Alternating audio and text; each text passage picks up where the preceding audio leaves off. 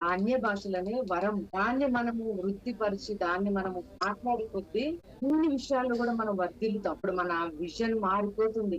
మన ఆలోచనలు మారిపోతాయి.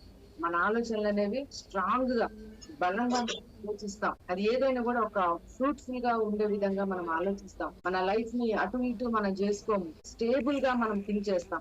స్టెబిలిటీగా ఉంటాం. ఇవన్నీ దేవుడు తన యొక్క ఆత్మ ద్వారా అన్నిటిని కూడా మనకు అనుగ్రహిస్తాం. అందుకోసమనే మనము జ్ఞానము కావాలంటే ఆత్మలో బాగా ప్రార్థించాలి. నాకు హెల్త్ ఎప్పుడు కూడా కరెక్ట్ గా ఉండాలి అని అంటే మనం టంగ్స్ లో ఎక్కువగా మనం ప్రార్థించినప్పుడు మన శరీరం అన్నది చూడండి, మీరు నిజంగా టంగ్స్ లో మాట్లాడే వాళ్ళకి అదే సీక్రెట్. మీ బాడీ ఎప్పుడు హెల్దీగా ఉంటది.